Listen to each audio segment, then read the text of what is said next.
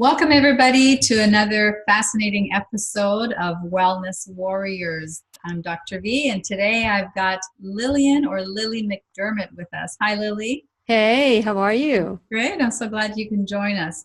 So Thank Lilly you. has a very interesting background. So her full-time career was in legal and medical marketing. But she's also a soloist and a keynote speaker. She's a certified life coach, a contributor to Florida USA Today, and the host of the Lillian McDermott Radio Show. That's actually how we met, right? That's right. That's right. Yeah. And you have an amazing show and website called whenyouneedafriend.com, and we'll talk a little bit more about that. But basically the purpose of the show, well, why don't you tell me, what's the purpose of your show and why did you start it? Well, honestly, when I started my company, which started as a result of someone pulling a fast one on me. Has that ever happened to you where you get this wonderful job and they ask you to sign a non-compete and there's something behind, like a 90-day clause that they let you go, right? Mm-hmm. And without any reason. And I questioned it, but I signed it anyway. And I was doing a great job. They loved everything I was doing and they were taking all my information and they wanted all my contacts. They wanted numbers. And it was a very high-paced, but it was a wonderful, lucrative career. And I noticed that things started changing like on the third month. And on the 89th day, they let me go. And I was so relieved. I really was. And I called my one of my clients. Actually, I texted a couple of my clients. And I said, it's been an honor to serve you, but I am no longer working for this company. And the first one, which was the number one neurosurgeon in the state of Florida, he texted me back, I'm about to go into surgery, and I don't care what you do, you need to start your own business. Oh. And so I started and I'll be your first client. And he was my first client. And then after that, the next doctor did the same thing. You need to start your own business because the reason why this other company hired me is because I had a good reputation. And so what ended up happening is I started this company and someone said, I started a marketing campaign for this doctor. And someone said, you need to go on the radio to start this, to spread the word about this campaign. It's really important. And so I got on the radio and the owner of the station interviewed me. And after a 30-minute interview, he said, wow, how long have you been doing radio? And I looked at my watch and I went, 30 minutes. And so that was how it started. And within a short period of time, I saw this guy like 5 times. I'd never seen him in my life. And I had lived in the area for like 6 years at the time. But then I started seeing him a lot. And so the last time he saw me, he said, hey, would you like to come into the studio? I have a question to ask you. And I thought, okay, well, I always say yes. Yes, it all depends on if my body doesn't say no, like my intuition, right, I'll say yes. And so I went to listen, even though I thought he was going to try to sell me. I went and I listened. I was open. And he said, if I gave you a radio show, what would it be on? And I said, give me a radio show. I said, I would want to be a friend. I said, not everybody has a good friend to turn to.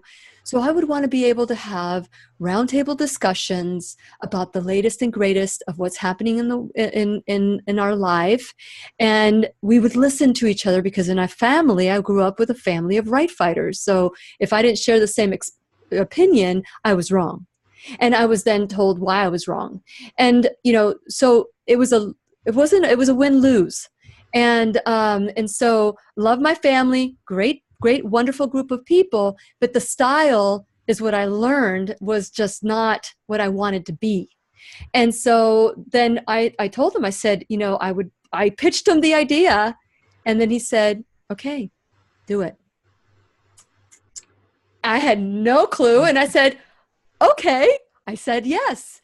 And when I started doing the show, I was bringing regular allopathic doctors into the show and learning about the latest in pharmaceuticals until one day, someone came to the station with this raw vegan food that I just absolutely loved.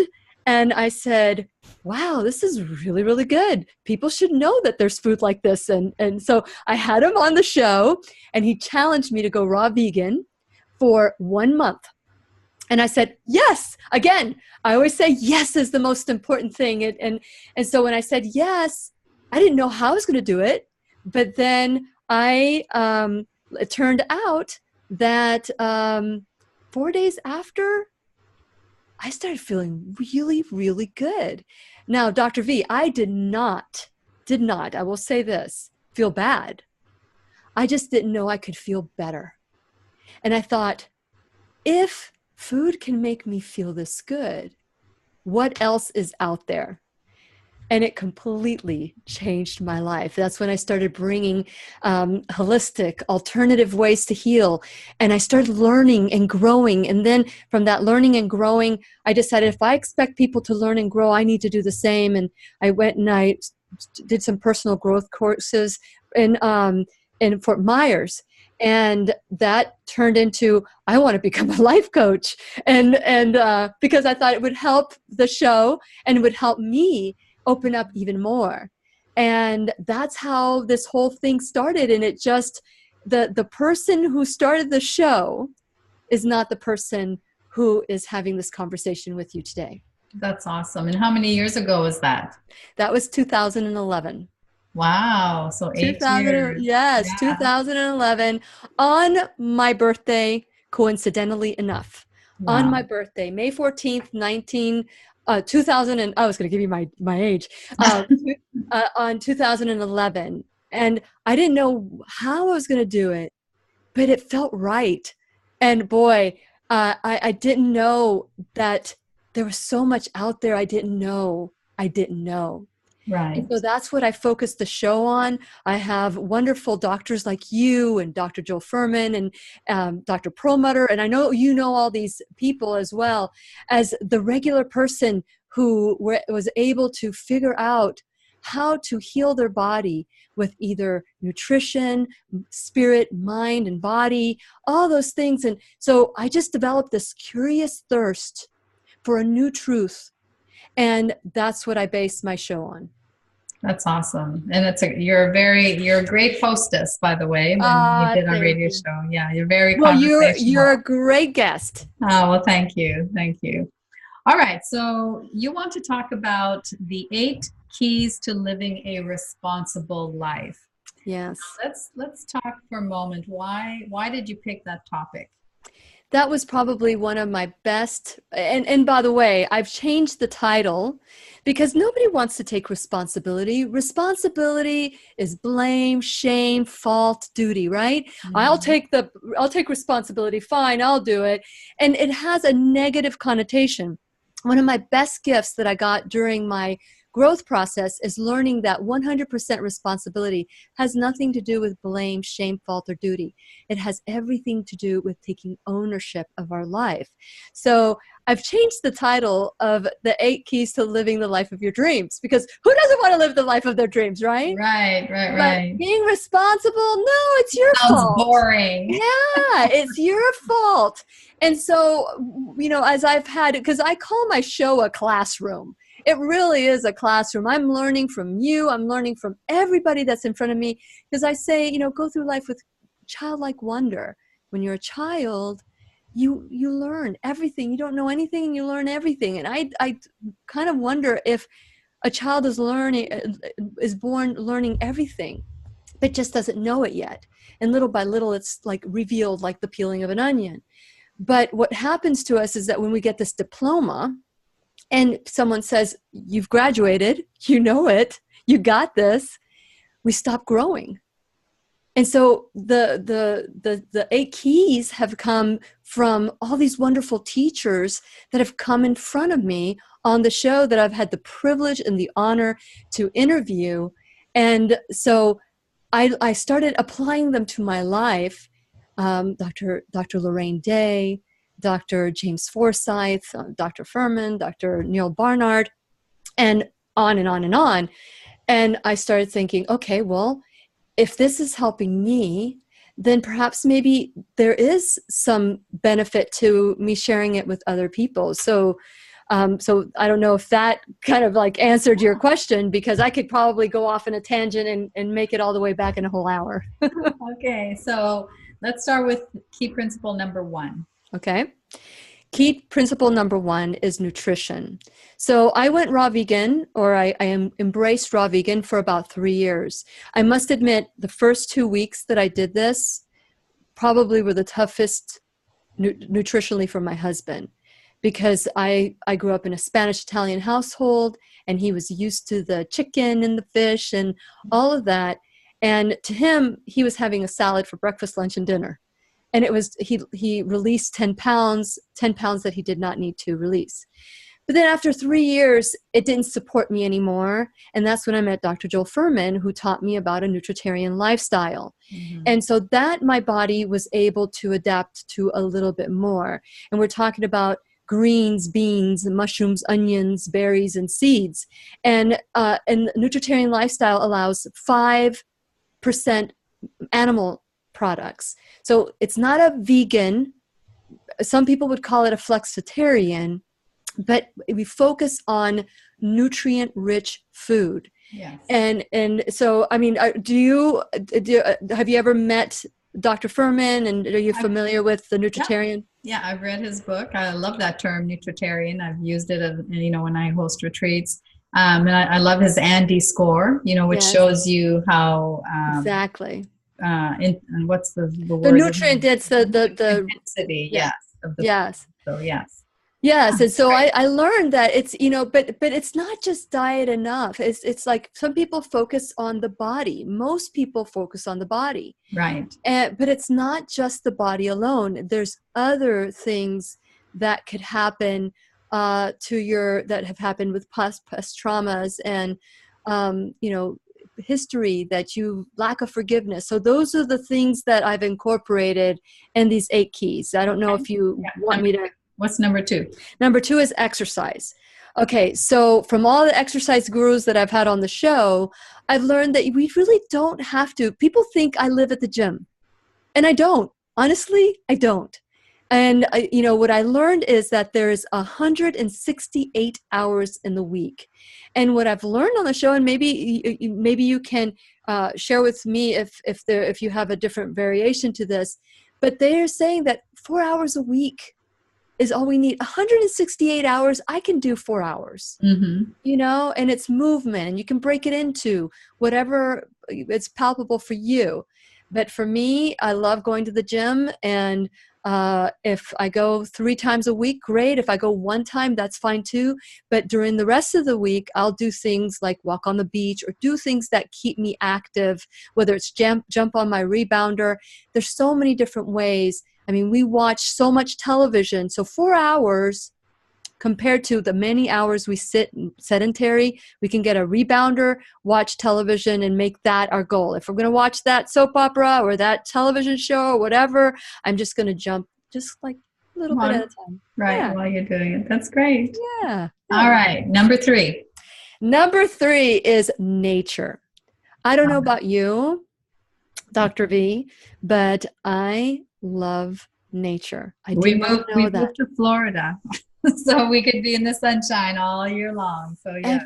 I've lived here most of my life, and it wasn't until I was challenged to go on a hiking trip, which, by the way, this is literally one of my first videos that I put on YouTube, is Lillian peeing in the woods, and that has had more hits than anything. There's a lot of sick people out in this world that they would want to look at. I never promoted it. It was solely for the friend that I went with, because I told her I would never pee in the woods, and so I went, it took us, it was an 8-hour hike, and she went different times to the bathroom and I didn't. And so before it went really dark, she went off and she went off and did her thing. And I decided, okay, it's going to be late. I might as well release some of this, whatever I have inside of me. And so I did a little video about that. But nature, from that hike that I did in California, Los Padres, National Forest. I think that's the name is escaping me. It's St. Vincent's Flat or something to that effect. Anyway, I learned to appreciate and love nature. So this was 3 years ago, and I realized I am surrounded by nature, and I didn't even stop to take the time because I was so busy. And so this is part of my meditation practice. It's part of what I do now that connects me to myself. And how does it make you feel when you're in nature? I love it. That's something I do every day. Whether I'm walking, biking, playing tennis, being outside, looking at the sunshine, the blue sky, the trees, the birds. We live behind a preserve, and it's just, Isn't it wonderful? It's beautiful. Just sitting there and watching the birds. Yeah. Just watching the birds go in and out with the tide, or just, it doesn't matter, just watching the tide or hearing the waves. So once in a while, I'll be out there and I'll share it with my viewers, my listening friends. And I get satisfaction to just do this 1 little minute video, but then the rest is mine. Yeah. That's my time with nature. But I never thought my idea of roughing it was Holiday Inn. Okay. Nothing against Holiday Inn. Right. They're a wonderful place to stay. But that was my idea until I went on this camping trip, and it completely changed. And that was another yes that I thought, what did I get myself into? But yes. Good for you. Yes, nature. That's a philosophy I've lived by as well, is yes. Always be ready to say yes, because opportunities will present themselves. All right, yes. Number 4. Number 4 is abstinence. Okay, so when I say this, when I give a talk and I talk about abstinence, there are 2 things that I really want people to consider. And one of them is sugar, and the other one is alcohol. By the time I get to alcohol, everybody goes, oh, okay. So then I go back to sugar. So I'll say, okay, well, just drink alcohol in moderation. And so, but will you at least join me with this one, which is sugar? So I was a sugarholic. So, and when I'm going to tell you the story, and this is a true story. My husband and I went on a cruise probably like right at the beginning of maybe 2012. So I hadn't become a life coach yet, and I hadn't gone through my transformation of food yet. And we had gone on the Allure of the Sea in Royal Caribbean. And if anybody has done this, they'll probably know that there's a guy that does the cotton candy. And the cotton candy, I don't know if you've been, but it was like 6 feet tall. It makes me sick just thinking about it. I ate the whole thing. No. I ate the whole. Did you pass out? No, I may have. I don't know.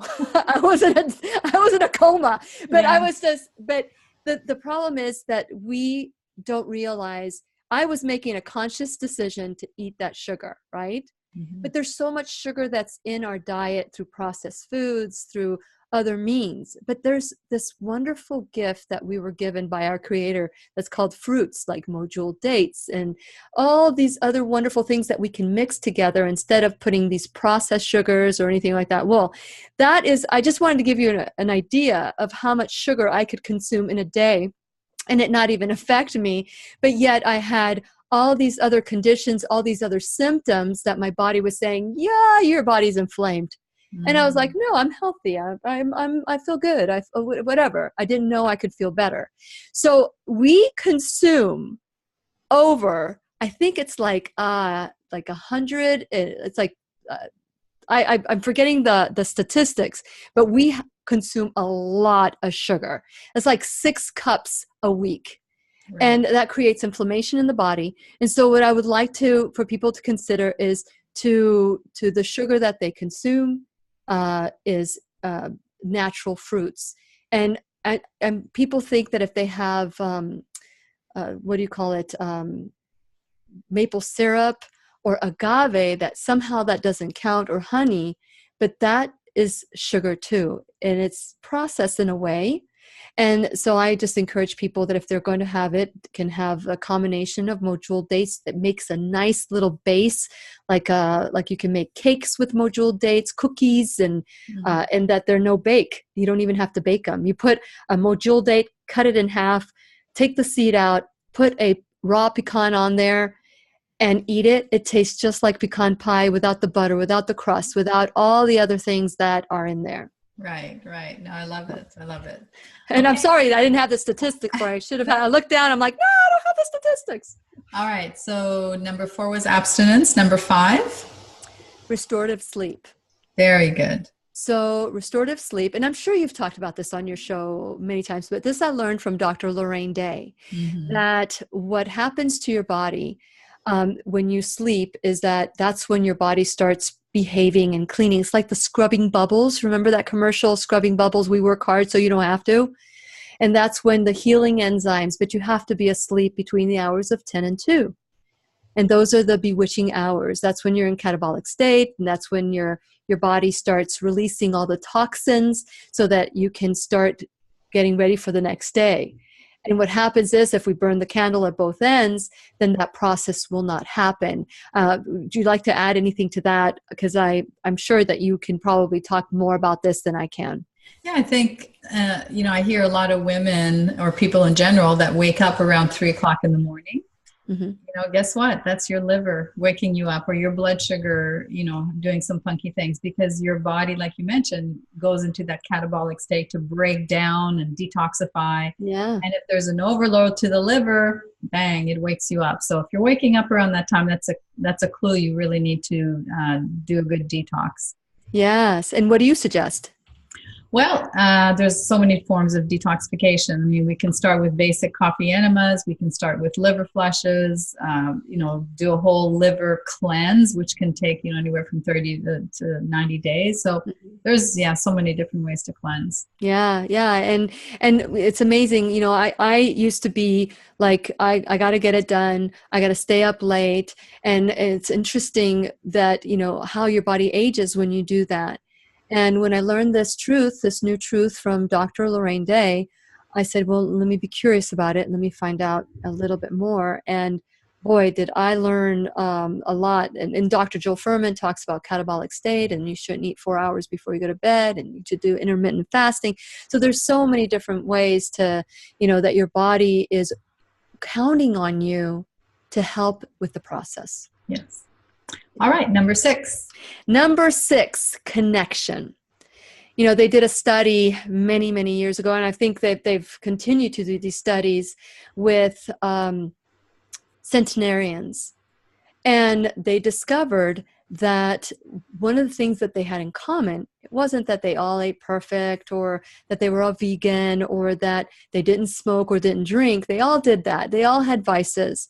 But the one thing that was united across the board for these people, these blue zones, was they had a sense of belonging, that they felt that they mattered. And so then that next step, they belonged to a tribe. It was that connection that they had with one another. But I'd like to add one more, which is the connection with your higher power. And so that connection to your higher power, that creator who created you to be healthy, of sound body and mind. And so with that in mind, the closer you become to yourself, the closer you are to your creator, the more connected you become to self and to others. It's like a triangle, almost, that the higher you get to, the more connected you are with others. And so that connection to a higher power, whether it's meditation, with your beliefs, however you do that, and whether it's like I said before, nature, connection to something, connection to that higher power. And I'm not here to be a moral compass to anybody, or to tell them that they need to believe a certain way, but to have someone or something that is a higher source that gives that energy. It does help formulate a healthier well-being. Absolutely. Absolutely. All right. Number 7. Number 7 is belief. As I have interviewed, I sound like I'm dropping names, but I believe that the teachers on my show have created a new me. And I did not realize that from Dr. Bruce Lipton. When I interviewed him, he was such a great, great teacher. He wrote the Biology of Belief. And I learned from him that first it's a thought, then it's a feeling, and then it's the action. So my beliefs are very clear. The self-talk is very clear. because sometimes we talk to ourselves in a way that you would never talk to a child. At least you shouldn't talk to a child. And so we talked to ourselves by saying, oh, you're fat, you're ugly, who would want you, who would believe in you, you could never amount to much, which you can never amount to much, and if you stop playing the piano, I won't love you anymore, were two major things that I brought with me in every relationship. When I was 7 years old, my second grade teacher told me I would not amount to much, and when I was about 10, I stopped learning how to play the piano, and my paternal grandmother said, Lily, if you stop learning how to play the piano, I'll stop loving you. Wow. So I took that unlovable, good-for-nothing person, although I was successful in many ways. Many people would look at me as successful, but deep down inside, I didn't feel successful because I wasn't supposed to be successful. And any form of success that I ever had, I felt that it was a fluke, that somehow it was a fluke. And I remember, I don't know if you know Radley Valentine. Do you know who he is? I don't.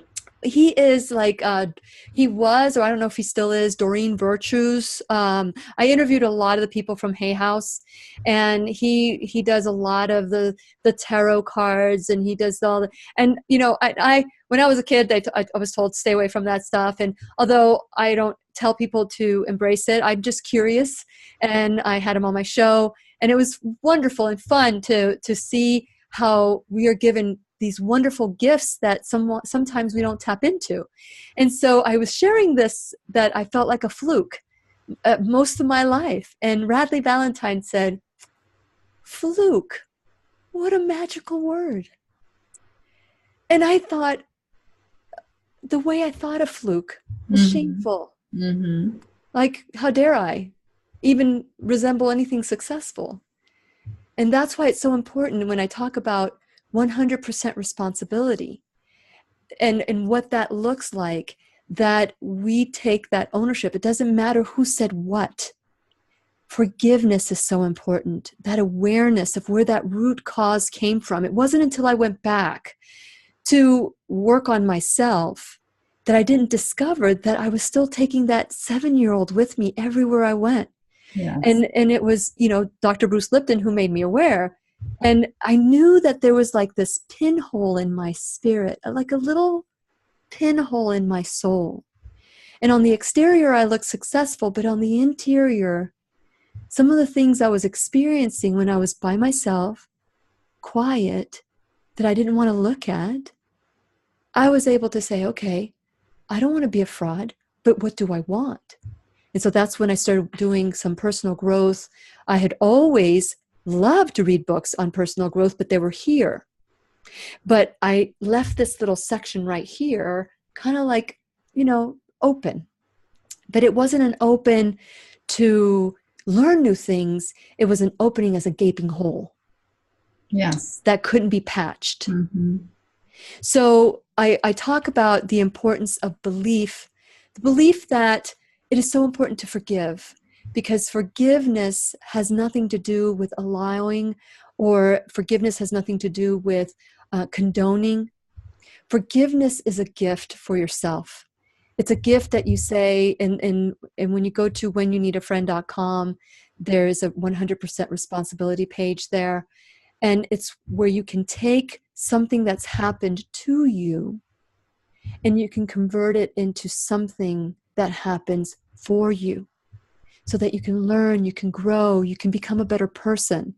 You know, I learned from my grandmother to have unconditional love for my children, for my grandchildren, no matter what they do. I may not like what they do, but I would never tell them, I'll stop loving you if you do that. So she was a great teacher of what not to do. So that belief, and, you know, there's a difference between fear and love.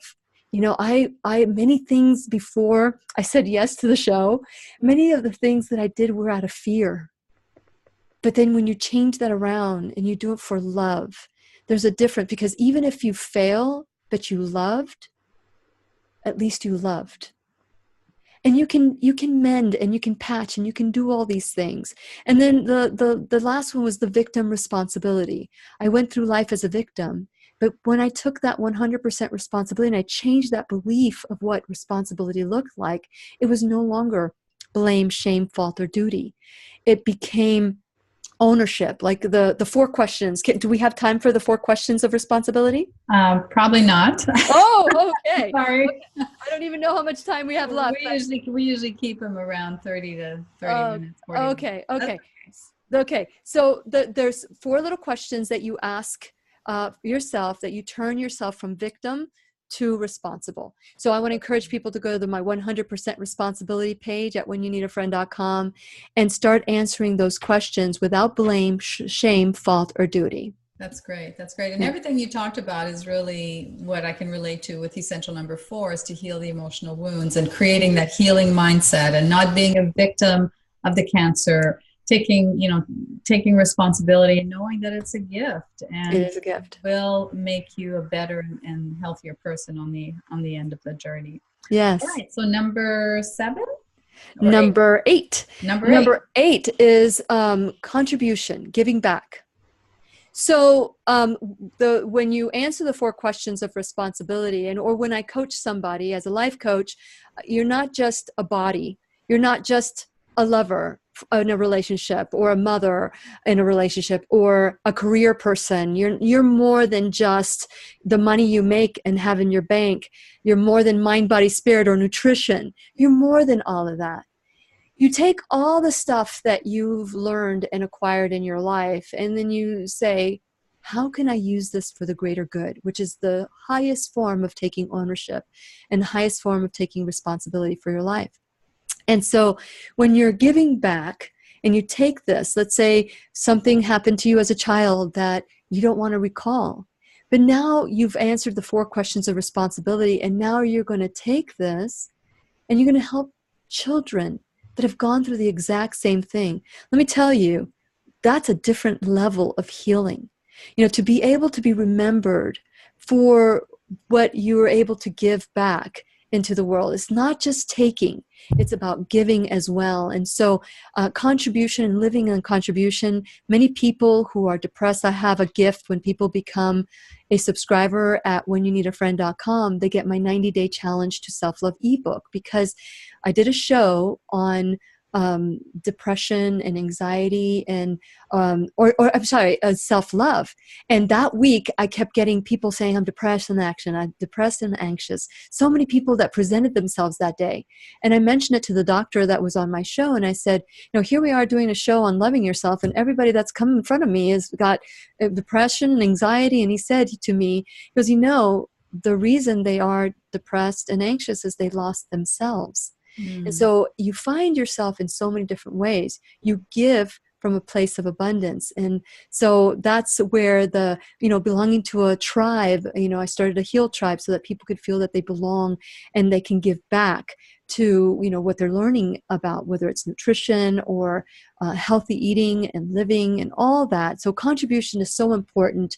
So to feel connected, sweep somebody's front yard. If you're feeling depressed, go outside and sweep their yard. Figure something that you can do for somebody else, and all of a sudden you're getting out of your own junk, right? Go into somebody else's life. And you realize, when I was 10, Dr. V, I learned that I remember I was listening to a homily from a priest. And I don't know what he said before that or what he said afterwards, but this is a lesson I learned at the age of 10. He said, there are some people that are upset because they don't have any shoes. But then he said, but if you look at your neighbor, they may not have feet. And I learned as a child that things could be worse. And so as you're going through whatever depression you are, a little bit of gratitude of, wow, it could have been worse. And now let me help somebody else that is going through this. And it changes. And then all of a sudden you find yourself saying, oh, now I know why this happened, so that I can be there for somebody else. Yeah, very good. Yeah, contribution is so, so important. I mean, everything that you talked about, community, contribution, loving yourself, forgiving, all of that is such an important part of really living your life to the max. Well, you have a free gift for our listeners. They can go to Yes. your website, whenyouneedafriend.com, and what do they get there? What they get is, well, when they become a subscriber, they will get my 90-day challenge to self-love ebook, and they can go through that. And it's exciting to see when people go through it and the emails that I get saying how it's changed their perspective of who was a bad influence in their life, and now they're grateful for that influence, and you all of a sudden start changing things. And then you also get to the shows that come directly to them once they become a subscriber. And then, of course, there's the YouTube video. They would have to subscribe to that separately. But lots of gifts and lessons. There's lots of shows that people can tap into, a topic. They can search for it. And hopefully there'll be something there for everybody. Wonderful. Well, thank you so much for your time, Lilly. Really enjoyed our time together, and thank you for sharing your beautiful gifts. Thank you, and thank you for having me on your show. You're welcome.